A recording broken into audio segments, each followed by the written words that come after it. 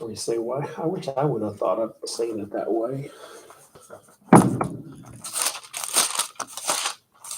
Reading the book and reading that Vernon McGee's through the Bible. He comes up with some pretty good ones. Yeah.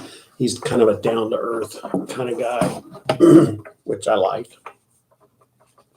Well, I was having trouble this morning. I read something and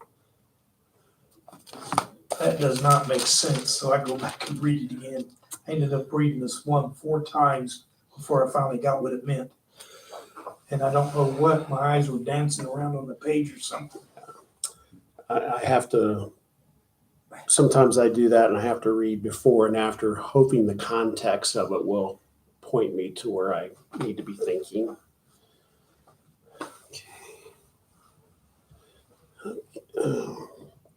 We got about 4 minutes. Could you take that to the green room for me? Yeah. Thank you, sir. Hey, Peyton. Oh, now I just said, oh, rooms are gonna be known by color. don't need anything. Rooms are gonna be known by color. Yes. Some of them. What room are you in? I'm in the black room. We're bad in there. I'm actually gonna look this up because people have been asking. I keep forgetting.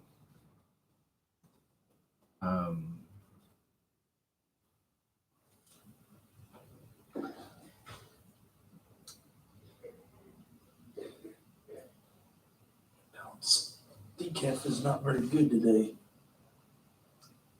Tastes like it's been sitting. And it could be regular coffee, but I won't know that until later on today when my heart starts to. Okay, so it's the one a room where in a theater, like a performing theater, the room in the back behind the stage where the performers will rest beforehand or go to relax before or after the show is called the green room. The history of that is just back in, it says London's Blackfriars Theatre in 1599 included a room behind the scenes where the actors waited to go on stage, and it happened to be painted green, so they called it the green room, and that's how it just happens to be a green room. And so it's just kind of stuck. Yeah, it did. So it's the old choir room back behind the worship center. But that's where the worship team, like we actually meet back there in that room on Wednesday nights before our rehearsal. Because if I try to talk through the details of our rehearsal and the upcoming Sunday and things like that while we're in the worship center and everybody has instruments and stuff, they'll all be playing their instrument and not paying attention to anything I'm saying. And so everybody get on the stage, plug their instruments in, tune them up, and then I'm like, all right, go to the green room. And we go there, and that's where we talk, so I can actually have their attention. And I'm the same way. If somebody else is leading, I might be trying to listen, but if I've got a guitar in my hand, I'll be sitting there fiddling around with it, And so yeah. And that's also where Sunday mornings after we've done our run through in the worship center, we'll go there to pray together for the morning. And inevitably, everybody on the worship team is there for 2 services or two of our Sunday morning gatherings there. So rather than going and sitting in the worship center for both sermons, they have a space in the green room where we've got the live stream is back there, so we can hear and see what's going on minute by minute in the worship center. But they can have one of the gatherings to just sit with each other, have a cup of coffee and talk, and they don't have to Yeah, it's a lot. be in the worship center for both of those. So that's why it's the green room. I thought there was more to the story. Back in 1599, there was a theater in London that the room behind the scenes where the actors and performers would be waiting to go on to the stage, it was painted green. And so they would refer to the green room where they would be, and that's just stuck.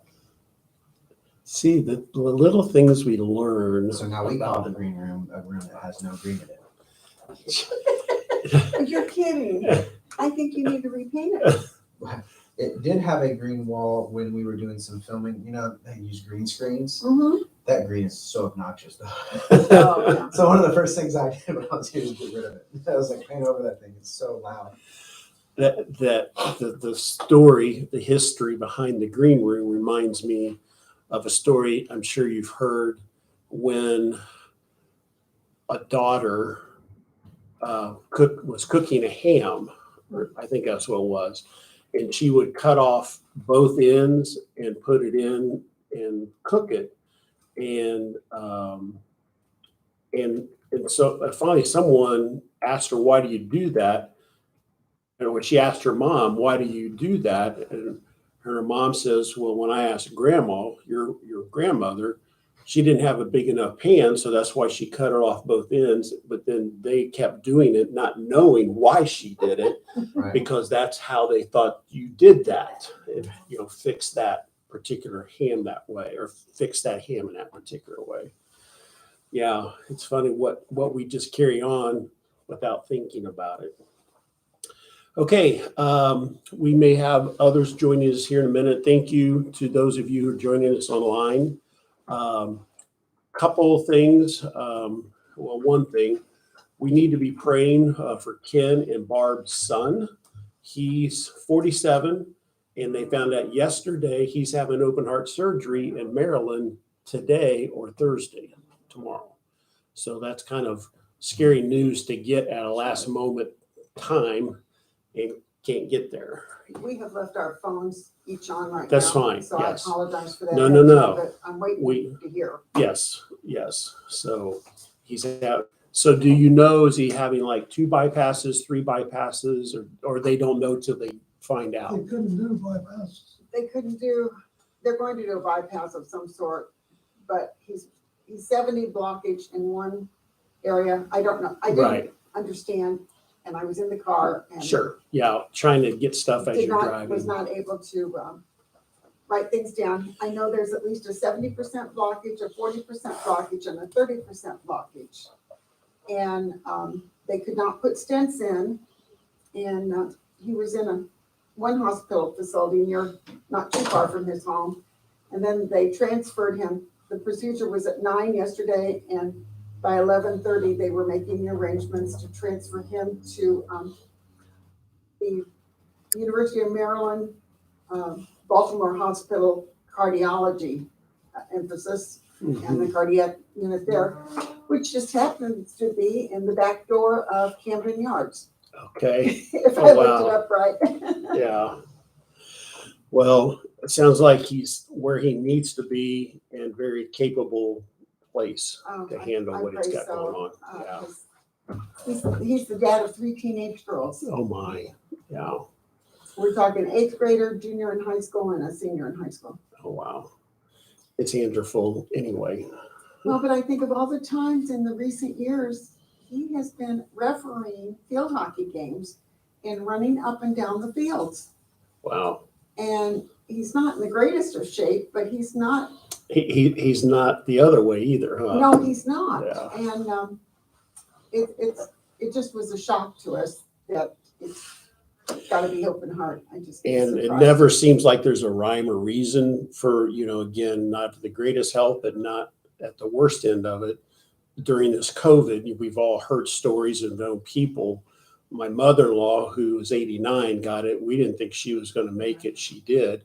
And then I knew another young man, I say young because he's younger than me, probably in his late 40s, worked out every day, was always involved in his boys' sports, coached their teams, just a very fit person.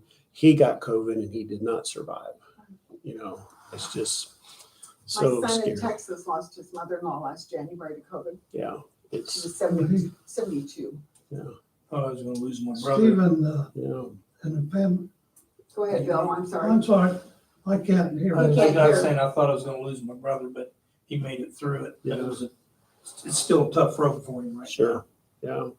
But he and his family were supposed to go to Guatemala over Christmas on a mission trip. Hmm. And so I'm not sure that that's gonna Yeah. happen.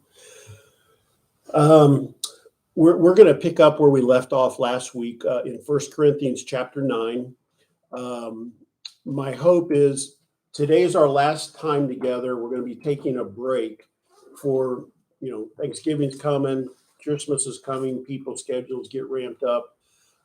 So today will be our last day, and then our intention is to get started back Wednesday, January 12th. I think that's that second Wednesday of the month, or the second Wednesday of that particular month. So we're going to finish chapter 9 today, probably get a portion of the way through chapter 10. We're not going to get through all chapter 10 because I think there's like 30 some verses. 30, 33 verses.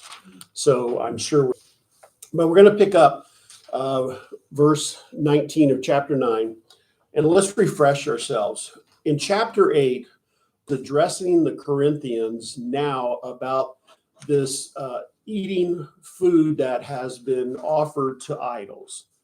And he's getting pushback by some of the folks in the Corinthian church. And I think we've talked about kind of like the attitude or the thinking of some of the believers in Corinth. Some of the leaders felt like they kind of are above other believers, that they have progressed so far along in their faith that, they really have a better insight in how you should live or how you have license to do certain things. And so they have this sort of attitude. And apparently what was happening in the Corinthian church, there was a struggle happening between those who thought it was okay to go ahead and eat meat that had been sacrificed to idols. That would be our higher thinking Corinthian brothers. And then those who maybe have come out of idol worship and had been in those places for maybe most of their life, and knowing that by eating this was worshiping that idol. And so even though these other Corinthians, and Paul would agree that, you can eat that meat, but for the sake of your weaker brother, give that right up. Now, we all, as Americans, we have heard that cry. We have said that cry. That's my right. In some cases, I think within our society, we see our rights as untouchable. You can't go there. That's my right. Who are you to say I can't do thus and so? And that was what Paul was getting pushback from these Corinthians. And they even questioned his apostleship.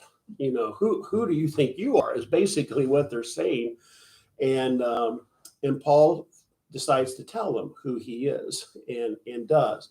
So we're going to be picking up now. He is making yet another argument to these Corinthians about giving up their right to eat this idol food out of concern for their weaker brother. And so he goes at another tact. Hey, Carolyn. So he goes at it in a different way. And so would someone be willing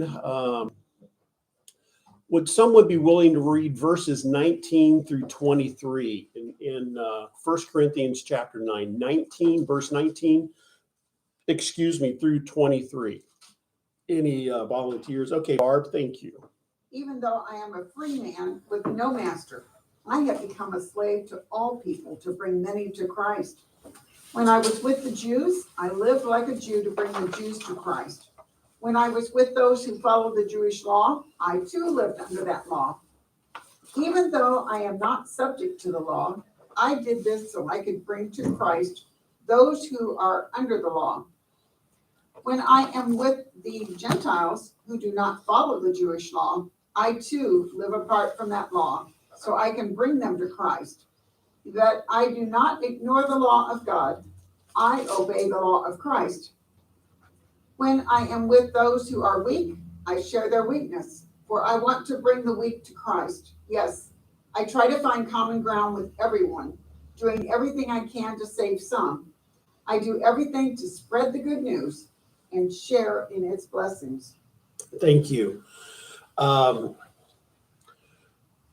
I think just overall, something I could pick out of here, what Paul is saying, and there's a lot of deep stuff here. We're going to go through it. But this whole idea of us wanting to share Christ with people, particularly those who may be different than us. You try to find common ground. You know, where are we on the same plane that we can start a relationship and talk or whatever, and go from that direction. When Mark Nodder was our youth minister, now he has at Cornerstone Christian Church, I think, out in Brownsburg. Connection Point. Huh? Connection Point, correct. Cornerstone's the other one. Mhm. Connection Point. His girls, or two of his girls, are very, very good volleyball players. In fact, both of them are, well, his oldest daughter, Hope, is on a scholarship at a college in Michigan for playing volleyball. And then his middle daughter has gotten, or his youngest daughter, who's a senior this year, has gotten a scholarship at, I think, Indiana Wesleyan. But anyway, as those girls were growing up, and the same with my boys with soccer, you would go to a lot of travel events, travel tournaments in other places, other cities in Indiana and other states. And oftentimes what would happen, it was hard to find, it was hard for people maybe to go to church because things would happen on Sunday. Now, Sandy always had a rule with Michael, because she's the one that was pretty much taking him these places on Sunday, because I didn't have 52 Sundays off, and I don't know why. But so she would be taking him, but her rule was, if we're going on out of town for this, we're going to church that morning, if at all possible. If not, if you have an early game, we're going Saturday night. And so she would research where it was, find out, and do it. When Mark's girls were having these same kind of, requirements, early morning games, whatever, he offered the parents that he would have a church time, but he didn't call it that. He said, if you want to come down to, and he had a room, he would find a room there in the hotel. Hey, can I use this Sunday morning or Saturday night? And he would share, the gospel in a very even-handed, way that they didn't feel threatened. And I thought that was just so cool of him to do that. Their commonality was their daughters and volleyball, but it was an opportunity for him to share Christ. So again, Paul says that he becomes all things to all people. We're going to go through that. But he said, I try to find common ground with everyone. Go ahead, Carolyn. To be this much off Yeah. the lesson, but you're saying that about Sandy's, we'll go to church. Yes. I can't think of the first name. The last name was Lindahl, and he was an Olympic runner. Oh. And in the 36. Chariots of Fire? Yes. Yes. And remember, he would not, and that was his event, Right.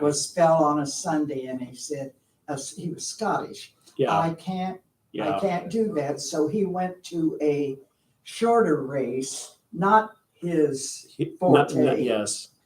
but he still won it and got an Yeah. Olympic gold medal. Right. And then he went on to be a missionary. Right. Exactly. But I thought that is really Yeah. a witness. Yes. And what Barb read for us in 1 Corinthians 9, verses 19 through 23, what example does Paul give now about what he is, or in order to win people? What example does he say? He says that he's a slave. Now, what's interesting about this, using this illustration or using that example, slaves are pretty much under their master's rule. And Paul says, earlier he says, although I deserve to be paid, I don't want to be paid. Slaves, for the most part, are not paid. Some were in that society, some were, but not, most were not. So Paul is using this same kind of an example about his own life, and that, but in other words, by using the word slave, I think we get an indication how committed he is to share the gospel. I'm not going to, have anything else, in my way or other responsibilities. I am a slave to Christ. And by being that in that role, he's also a slave to do all that he can to win some to the Lord. So he gives 4 examples here. So what are the 4 examples that he says I become when I'm with this group of people? I behave this way. If I'm with this group of people, I behave that way. What are some of those examples that he uses? Carolyn. Well, when he's with the Jews, he's like the Jews. Okay, And then that's one. Mhm. I don't know, does it say Gentiles, but when they're not Jewish. Mhm. And then weak, when he's with the weak, he becomes weak. And I don't think that's literally weak, of Right, course, but Right.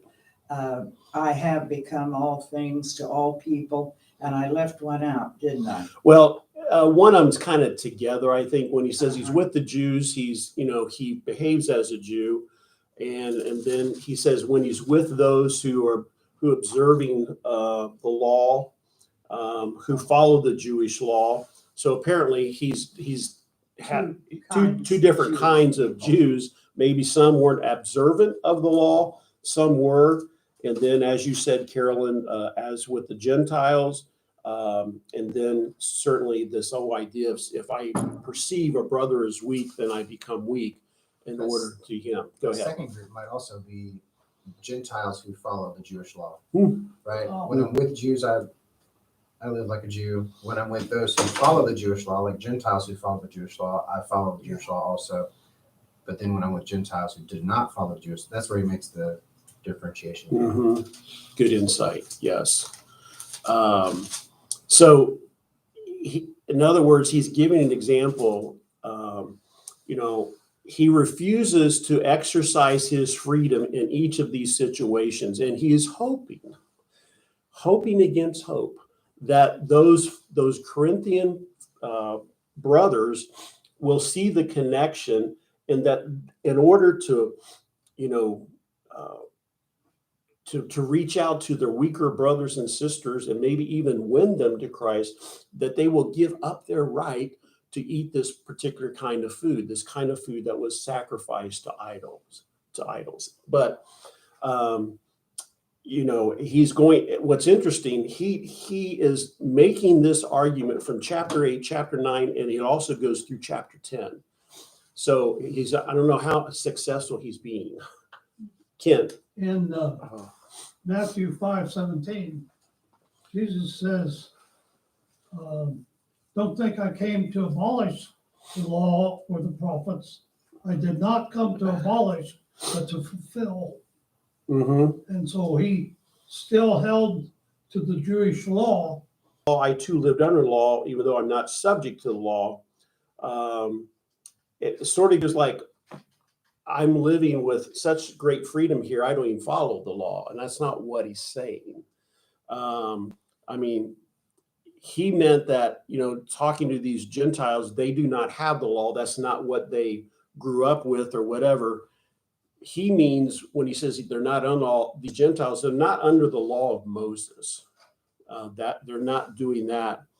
And Paul says, even though he may not observe the Mosaic law when he is with those people, when he's with the Gentiles, he, as well as all of us, we're still under God's authority. So I don't want the impression to get that he just free ranges it about how he's going to live in order to connect with these Gentiles. In my notes, Tony. Yes. I have a phrase that I think sums up all 4 of these things that Paul was alluding to. Believers ought never to focus on what is best for themselves, but on what is best for others. Mm-hmm. And that was what he was trying to do, was to relate to others. Yeah, he was asking them not to be so selfish. Yeah. And we as individuals, we can be very selfish, sometimes not even realizing it. I shared, just briefly that even in our marriage, with, it seems like we do most of the things that I want to do. And one day God kind of caught me on that. And I thought, so why do we always have to do what you want to do? Now, Sandy could have said that to me, but she didn't. She should have. She loves you. Yeah, well, she's Some she's days. she's very patient. But in reality, God showed me, like, Tony, you're being very selfish about some things here. And well, I say some things because that makes it sound a little better, but a lot of things. And so that I was very glad the Lord showed that to me. Why, I didn't see it for 64 years. I'm not sure, but I finally got that message. And so, right, Barb, I mean, he's appealing them to give up their rights. Don't be so selfish. Look for the needs of others. And was it Philippians, think others more highly than you think of yourself, or whatever, whatever. Yeah. I think there's a really pivotal, I think verse 23 is really pivotal, because he says, I do everything to spread the good news and sharing its blessing. I've become all things to all people so that some might know Christ. That's his ultimate point. And I think even if you go back to what Ken shared with what Jesus said about not abolishing the law, but fulfilling it, No, that doesn't necessarily mean holding on to every little thing about it. He's actually completing the law, right? He's making it even more, which is why when we talk about, like, the 10 Commandments are actually all, like, they don't cover even as much as Jesus' 2 commandments, because he takes everything even deeper into our heart. I think Paul's doing the same thing here. He's saying, I'm not just trying to appease people. I'm not trying to make people feel like they're included. The ultimate goal is that they would know Christ. I become all things to all people so that they might know Christ. And then when he talks about, racing toward that, but, like, guys, don't just try to be like, don't just think of other people. Have this single goal in mind. The reason you're thinking of that person is not just so that they like you. The reason that you think of this person is not so that you can be liked, right? The reason that you try to find commonness, right? Commonness with others, is so that they might know Jesus. That's the point. Mhm. and see, that's why it's so important to find out where people are before you start witnessing to them. Right. True interest, like, Yeah. needing to know, needing to see how the gospel can speak to them Yeah, and reach them. Yeah, absolutely. Well, and isn't that why we're more successful sometimes, or blessed, when we lead others to Christ by forming a friendship with them first? And yet, on the other hand, we are grieving inside because our closest relatives sometimes do not know Christ. Yeah. They do not have a personal Lord and Savior or a relationship with Him.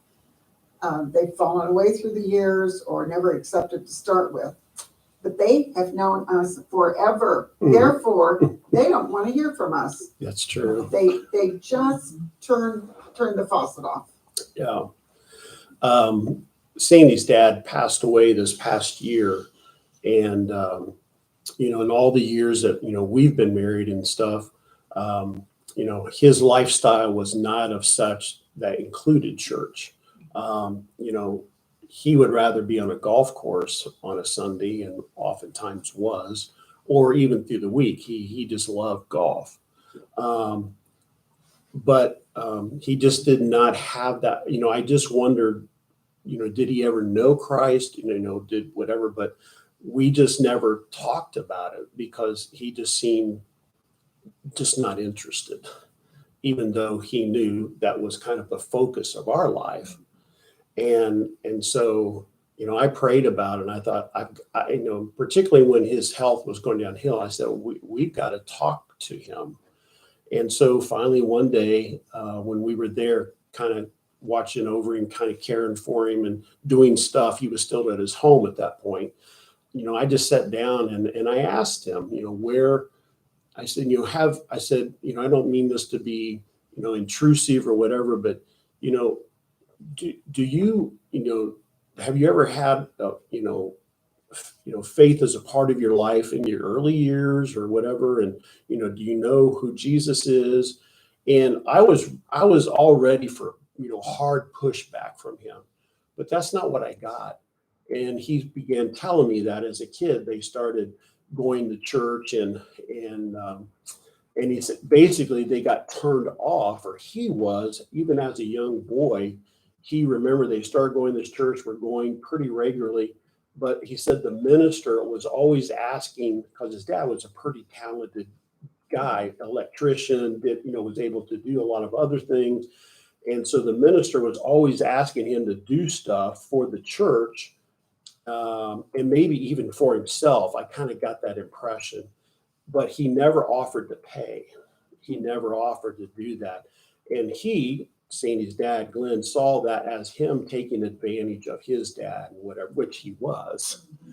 And so from that one, or for those numerous times that minister came, that's what took him away from even following Christ, because he just thought the church, the whole broad brush, they're just after whatever they can get from you. You're after your money, they're after this or whatever. And so he just pushed it away. And I said, do you believe in Jesus though? And he says, yes. And I said,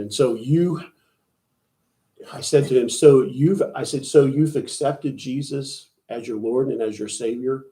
And he just kind of looked at me and he says, we're good. That's all he would tell me. He wouldn't go beyond that.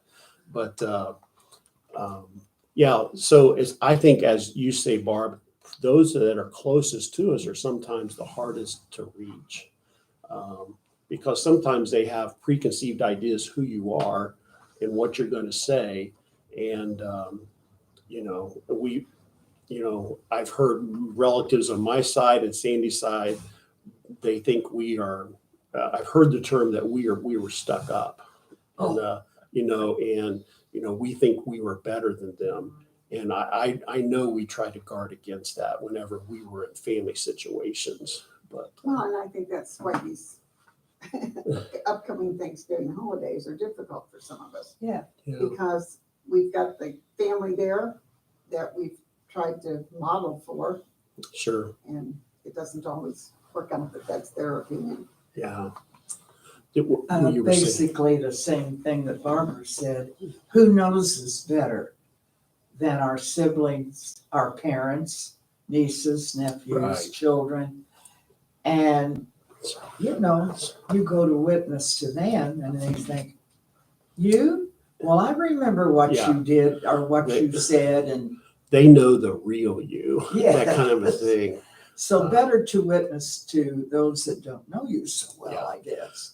Well, maybe you get a more quicker hearing, who knows? But isn't that what Jesus was saying when, he comes back to his hometown, and then people, what right does he have? Isn't this the carpenter's son? Was that whole idea there? And I think certainly that's what family might say about us. We have other family members that we pray for. And our prayer has been, I don't know if this is the right prayer, but we have been praying, God, put somebody in their way that they respect and they will hear. Someone that they are so impressed with the relationship that they have, that when that person may share their faith, that they would be open to hearing it. And so that's the prayer that we've often prayed for those in our family. Okay, now we're going to go to verse 24 through 27. And one of the commentators I read says, from what Paul has said in chapters 8 and what he said in chapter 9, this is a hinge to what is now going to be said, what he's going to be saying in chapter in chapter 10. And so I'll go ahead and read it if that's okay, and then we'll kind of talk about it. Verse 24, Paul says, "Don't you realize that in a race, everyone runs?" Now, what's interesting, I mean, he's talking about being a slave and all the things, he becomes all things, all people. And then all of a sudden he changed. It's like, okay, something's changed here. He's talking about sports. "Don't you realize in a race, everyone runs, but only one person gets the prize? So run to win. All athletes are disciplined in their training. They do it to win a prize that will fade away, but we do it for an eternal prize. So I run with purpose in every step. I'm not just shadowboxing. I discipline my body like an athlete, training it to do what it should. Otherwise, I fear that after preaching to others, I myself might be disqualified." I think it's, I appreciate his using the example of what was important to Corinthians in their days. Now, we know the Olympics come from the Greek culture? Is that correct? So they were very familiar with the Olympics. That was the big game that started even back then.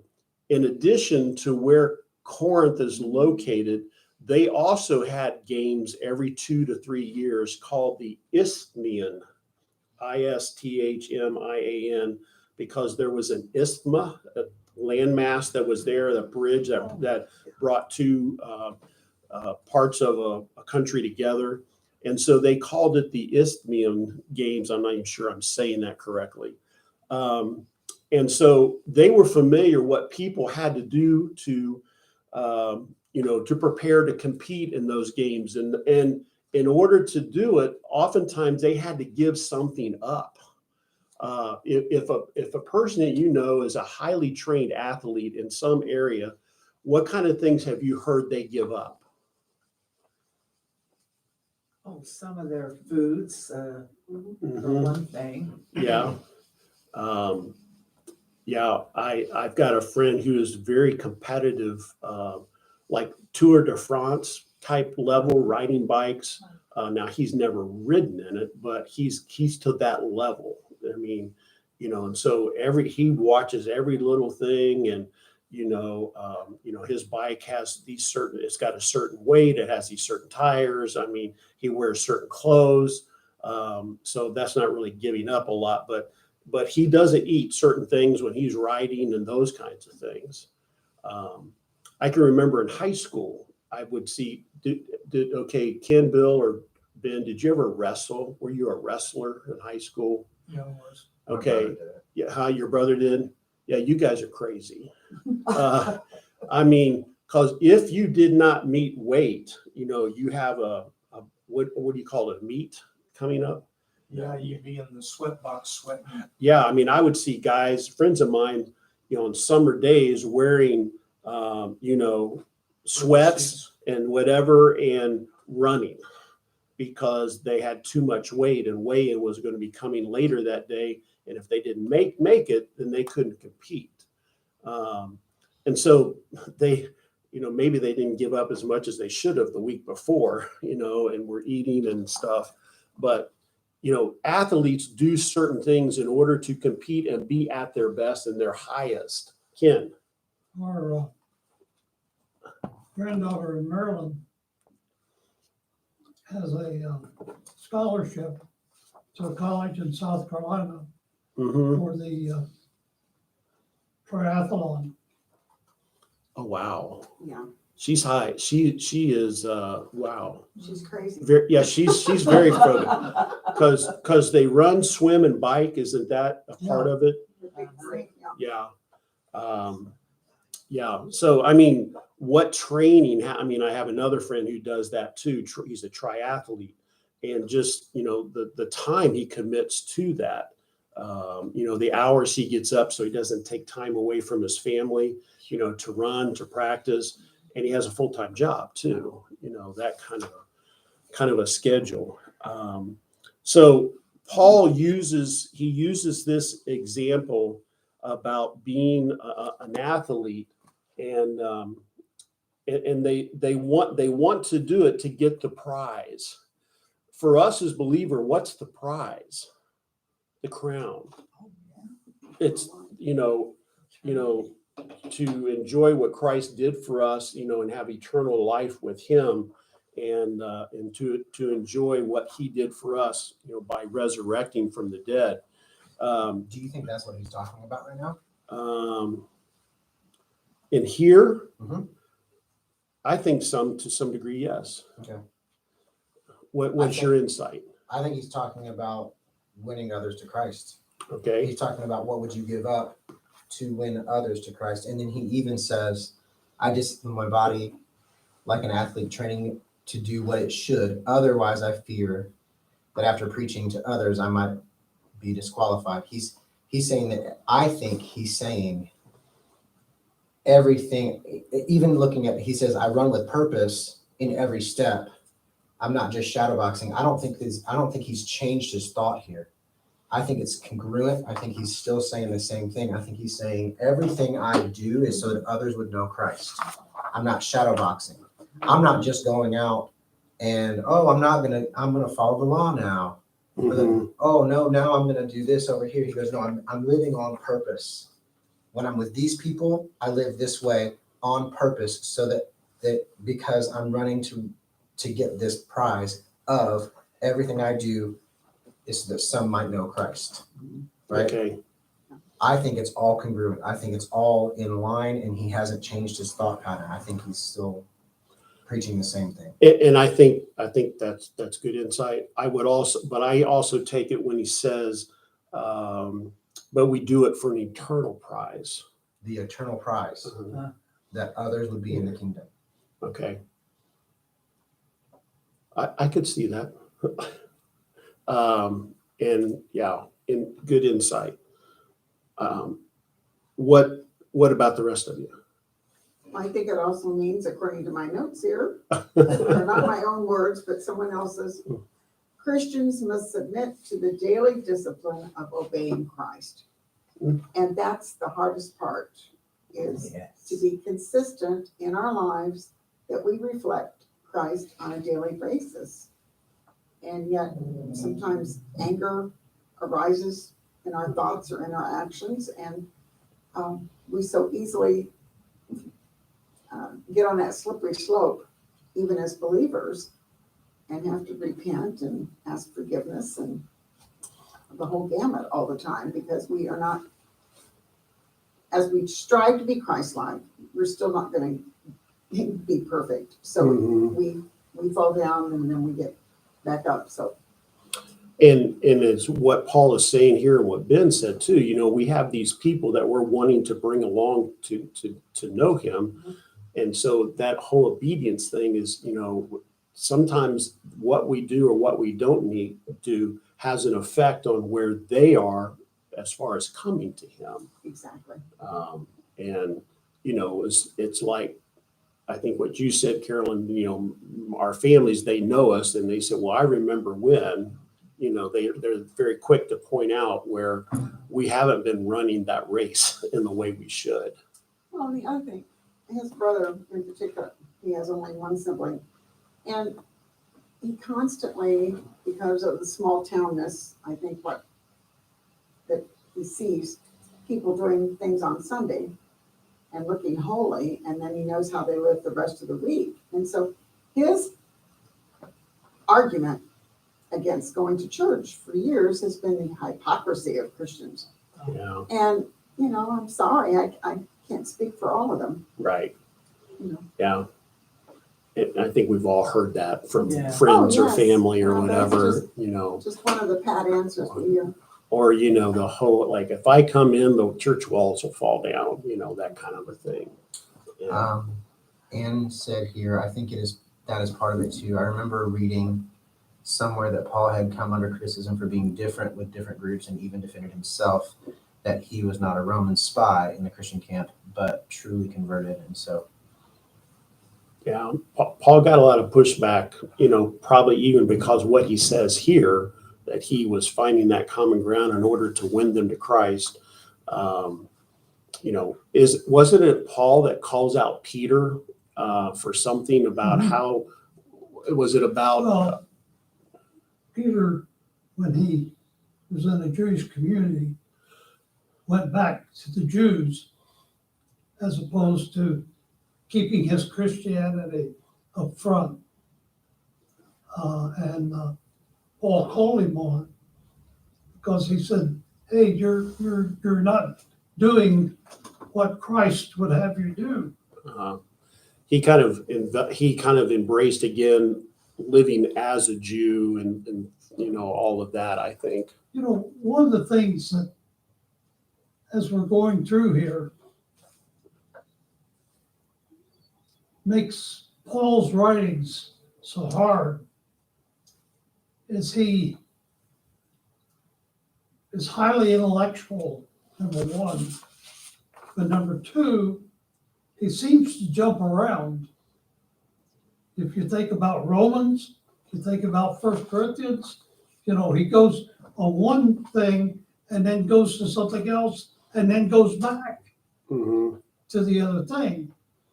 Yeah. And so it's sometimes hard for us and or for me anyway, in my wee little mind, to keep track of everything and to understand everything that he's trying to say when it's plain and simple until you put it all together. Yeah. And then it doesn't become simple. No. Yeah. He talks about in here, talking about those who are running this race, using the sports metaphor or an example. He says, we run to get the prize, so run to win. Complete it. Don't give up. I remember a friend of mine, his favorite saying is about living the life of a Christ follower. He always tells, and he tells this to students because he was principal, teacher, whatever, for 40 years. He always told them, finish strong, finish strong. And I think that's what Paul has said, run to win. He says these athletes, talking, I'm sure, about these games that are played every 2 or 3 years or the Olympics, he says they do it to win a prize that will fade away. And it's interesting what we do when we compete, what we want to win, what represents all of that hard work, that sweat, that dedication, giving up things. For them, if it was the Isthmian Games, what they would win would be a wreath, a perishable wreath of parsley, wild celery, or pine. That was what denotes that they did it. And then, if it was the Olympic Games, the prize was a wild olive leaf or an olive wreath. That's what they received. But, and those all perish. Like when you were married, I know Sandy did this. She kept some roses, and they were dried, and she kept them in a book, I think, or whatever. I wondered if these athletes did that with their wreath, somehow try to keep something of it to show, hey, I did this, and we won. What we are running for is the imperishable, and so I think that was kind of a good kind of example, perishable versus imperishable, and what they were doing. And I think the direct correlation is like, these athletes give up this stuff for something what would you be willing to give up, right? Because he's going back to and he's going to, in chapter 10 and then further on, he's still going to come back to, okay, sure, you have a right to do something, whatever.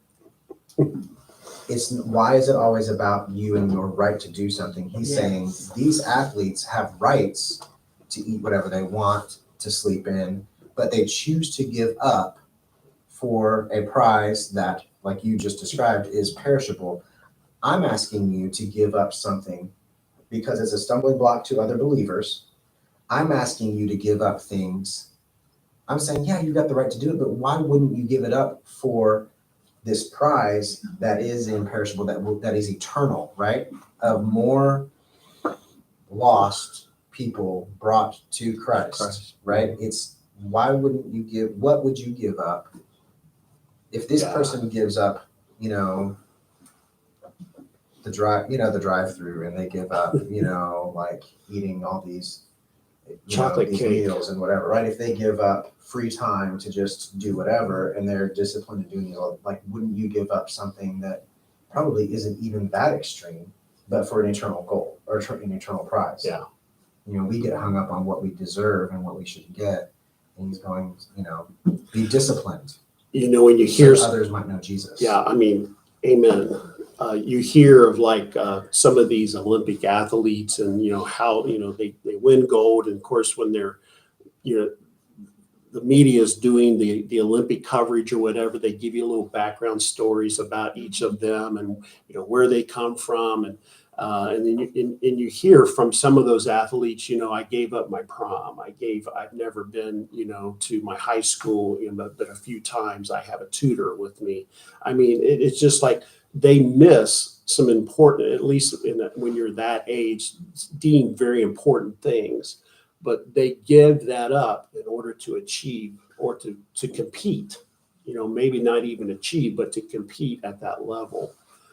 I think most significant, though, and interesting, and happens almost every time there's an Olympic competition, there are people from countries that they don't want to return to, and they use their Olympic ties in order to gain freedom and get shelter in a new nation.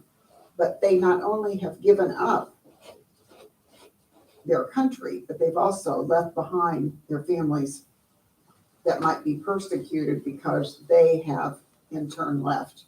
So it's, Yeah. I can't imagine them doing it, but they want freedom so badly. Yes. One of the Greek words that's used in one of the verses here, the word competes or whatever, and you've heard this before, it's our word for agonize, you know, but how hard you work and agonize and you put it all in there to make that happen. And for us, you know, our prize, you know, for God to say to us, or Jesus, well done, you know, that's to hear that. One other note that I saw here, when they trained for the Isthmian Games, they did it for 10 months. And then I'm sure the games happened and then they decided whether they were going to go back into training after that. But, you know, so it takes time, it takes focus, it takes giving up things. And Paul said, you know, you Corinthians, would you just be willing to give up in order to bring these along who need Jesus? Would you just give up whatever? They must have been very stubborn people. I think, and when I say that, then I think of us, because sometimes we can be very stubborn too, can't see the forest for the trees, so to speak. Can you possibly spell out that strange word for me? Is Isthmus or For which one? Isthmian? Isthmian? Yeah. I don't know if I'm saying it right. It's ISTHMIAN. So I don't know if that's, I'm not sure I'm That was a new pronouncing term to it. me, totally. So, Yeah. thank you. So anyway, Paul is using this, making a hinge to what he's going to be talking about next, happening in chapter 10. And so now we go there. I'll go ahead and read chapter 10. He says, I don't want you to forget, dear brothers and sisters, about our ancestors in the wilderness long ago. What is happening here? He's now taking a different tack. And before he's talking about, you know, the argument that he gives in chapter 8, chapter 9 is his first argument is based on the love of neighbor. You know, what is it you're willing to do because you love your neighbor and you're willing to do for him so that he has an opportunity to know Christ. So it's based on, what does Jesus say? The law hangs on two things. Ben mentioned it earlier. You know, love God and love one another like yourself. Love your neighbor. Love God. Love others. And so Paul's first argument is based on loving your neighbor. The second argument that he's going to be introducing here in chapter 10 is based on love of God. he basically says, okay, I've taken this tact with you. Now let me go another direction. He said, I don't want you to forget, dear brothers and sisters, about our ancestors in the wilderness long ago. All of them were guided by a cloud that moved ahead of them, and all of them walked through the sea on dry ground. Verse 2, in the cloud and in the sea, all of them were baptized as followers of Moses. Verse 3, all of them ate the same spiritual food. All of them drank the same spiritual water, for they drank from the spiritual rock that traveled with them, and that rock was Christ. Yet God was not pleased with most of them, and their bodies were scattered in the wilderness. So he goes to this Old Testament example, and what is he talking about here? What event is he describing? Oh, when they left Egypt and he led them Yes, across the Red Sea and exactly. to the desert. Yeah, he's talking about, when they finally get free of Pharaoh, and, they've had all these plagues that have befallen the Egyptian people, and finally they get to get away. And he talks about what happens during those times, what ended up being 40 years. But I don't think it wasn't too far into their trip that a repeated response to the people or to Moses was, we should have just stayed in Egypt. We had it so much better there. But so now Paul is referring to what has happened there. And then he is going into just some things that occurred along their trip, and the things that they did while they were on this trip. And he's comparing it to the Corinthians about what's happening there. So he gives a very tragic example of, Paul says, look, what has happened to them and what they did, this can be, your downfall as well. And so he talks about, some things that they need to pay attention to. He talks about in verses 1-5, he says the cloud led them in the wilderness wandering, that cloud symbolized God's loving care and also evidenced his prolonged supernatural guidance. And then they experienced supernatural deliverance when they had to get across the Red Sea, and God holds up the water so they go across on dry land. And then the third thing he says is all of them who were with Moses associated with him their redemption. So Moses provides supernatural leadership for them. And so he starts giving examples of what happens with that. So he's making his point by using this example. And then he talks about baptism, about being much like what we enjoy when we are baptized. He said they were all guided by a cloud, moved ahead of them. And then he gets to the point in chapter 2 or verse 2, in the cloud and in the sea, all of them were baptized as followers of Moses. Now, were they literally baptized with water? No. But he is likening that by that water being held back and they got across on dry land. And then he talks about their spiritual food. What was the food that they had?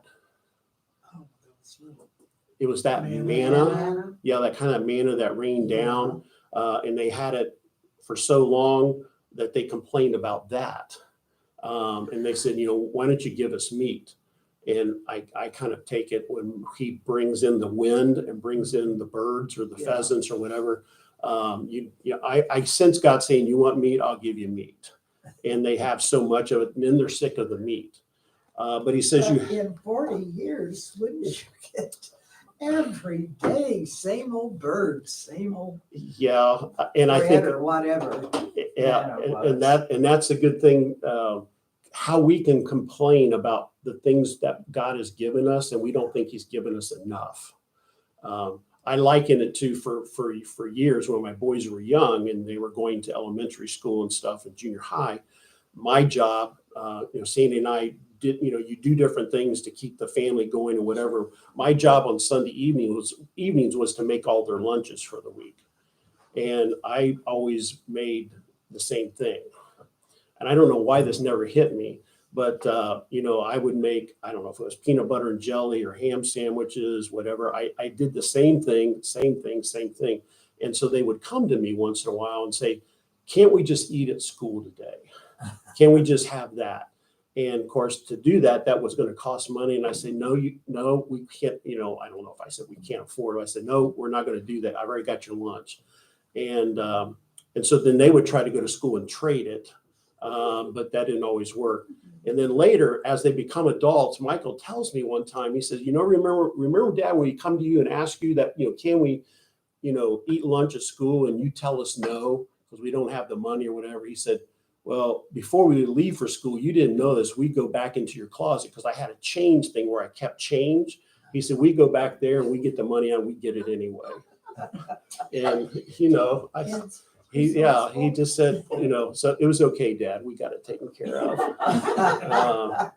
But he's likening this manna and such. He's calling it spiritual food and spiritual drink when they get water out of a rock. I mean, he is comparing that.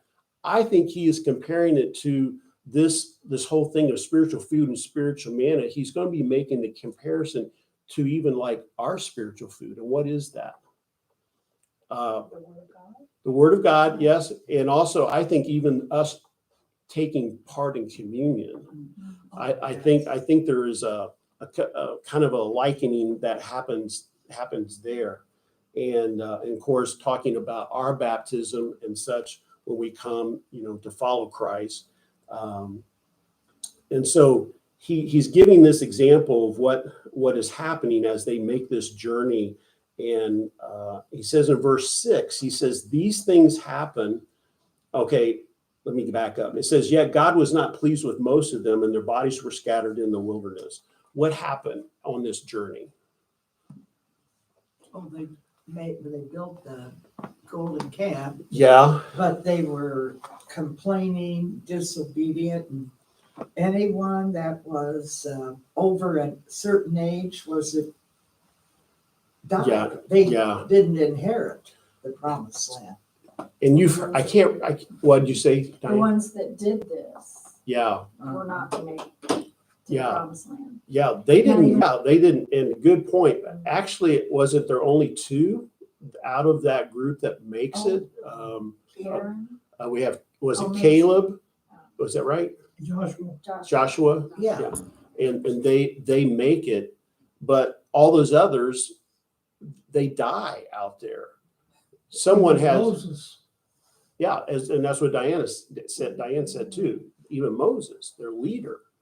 And what I think is interesting, you've heard that if God did not cause them to wander in the wilderness for 40 years, a direct path from Egypt to where they were going, how long would it have taken? It wasn't very A few long. days, Yeah, a few days. yeah, to get to the promised land. The other thing, I'm sorry. Okay. No, it would make you feel cheated. I've been in this place 40 years. Mhm. I've eaten those birds. And I complained, okay. And now you're not gonna let me go in? Yeah, but there's a reason why he didn't let them go in. I mean, as you said, the complaining, like, they counted up, huh? Yeah, idolatry, Yeah. but I wonder where was their Thanksgiving? As far as Oh, their shoes did not wear out, their clothing did not wear out. That to me that's miraculous. they didn't have Thanksgiving. Stop. But isn't that like us? I mean, God provides all these things for us, and we don't think, at least I do sometimes, it's not enough, No, right. Okay, Ken? God always surprises us. Yeah, He told us that he would give us full measure, pressed down, running over. And he always surprises us when he does that. And yeah. I don't know why. Because we don't deserve it. Well, it's not a question of deserving it or Yeah. not. Yeah.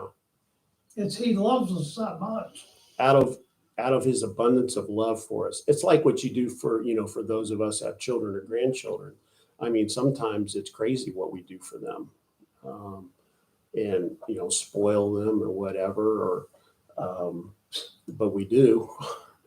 Daily, it's not a daily exercise, but occasionally I will just start a list and try to think of all the loving characteristics of my God. And I tell you, it's an exhaustive list to make. And it makes you think more about the character of God. Yeah, as I was reading this and preparing for it, we're at this time of year of Thanksgiving, and you probably have things that you do in your family to focus on what we need to be thankful for, and as you've done, Barb, with your relationship with God. What a song that comes to mind is an old hymn. Is it "Count Your Blessings, Name Them One by One"? Something like what See you were what saying. God has done. Yeah. But I think sometimes we can get so off focus, and we forget all these things he's already done. And that's what happened to the children of Israel as they're making their way to the promised land. They have God's supernatural leading. They have the supernatural leadership of Moses. They have all of that, and yet only 2 make it. And because of just how they grumbled, and what Paul is talking about here, what we would get into next, and we're going to have to stop here, is the whole thing of sexual worshiping of idols, which happens when they make the golden calf. And then later at the end of that 40 years, sexual immorality, when they get together, the Israelite men get together with, I think it's Moabite women, and that happens. So Paul is saying, look, here we have these chosen people of God who go on this journey, and during that they worship idols, they have sexual immorality a part of things. And I think he is saying with all of that, and you all are dealing with idol worship, and he talked about sexual immorality earlier in the book, or in Corinthians there. And I think he's trying to get, you're doing the same things. And, this ought not be. And I think he's trying to grab their attention with that. Oh, go ahead, Ben. I think too, and because there are parallels absolutely with, and he says, you think you're standing strong, but be careful not to fall. He says that the things, these horrible things that happened to the Israelites, right? They sinned, they were punished. They sinned, they died. Like all of this, he said, this was written down for us as an example. This was an example for us. And then he says, down in 14, is that right? Yeah. So, dear friends, flee from the worship of idols. He goes, you are reasonable people. Like, I think what he's saying, again, because as he said earlier in chapter 9, or at the end of chapter 9, I become weak. When I'm with those who are weak, I become weak. And I think his point here is, dear friends who are the weaker brothers and sisters, you are reasonable people. You're not crazy to be more careful. The ones who are trying to flaunt their freedom around you, they're not taking care of you. You are a reasonable person to be cautious and to be careful. And then he goes on to, like you said before, to say, you guys share in the Lord's Supper together. You guys share in the bread and in the cup. And then when you're not taking care of one another who are weaker, right? And that's what he wants them to do. Is he's trying to, I think he's just, and that's what I was saying before, is I think all of this is the same sermon of those who claim to be stronger and claim to have more freedom, and want to live in your freedom. You are overlooking your weaker brother, and you need to not be a stumbling block to them. You need to take care of them, and you need to see that they're actually they are a reasonable believer also, that there are dangers in being closer to sin, right? To things that could eventually, right? Snare you, right? And so he's saying, don't just skip over, don't look over, and don't judge the weaker brother for not having the same freedoms or having the same enlightenment. I think he used that word earlier, right? The Yeah, I same think, yeah. knowledge that you have, but on the flip side, appreciate their caution and love them where they are and be with them where they are for unity's purpose and for unity's sake. You know, as we said earlier, you know, Jesus's main prayer for the church and us and his disciples, may they be one, you know, our way, and, you know, do it the way I do it, you know, follow me. Okay, well, we'll probably pick up at chapter 10 when we get back, because there's a lot more there as at the beginning, and then we'll finish it when we get back January 12th, Wednesday, January 12th. We'll jump back in. Yeah, a lot of symbolism, comparisons from the wanderings in the wilderness, the 40 years, and in us, in our relationship, and in the Corinthians and what they were doing as far as idol worship and sexual immorality, and the comparisons he makes there. Okay, Isn't this a wonderful letter though? Oh my. yeah, I mean, it's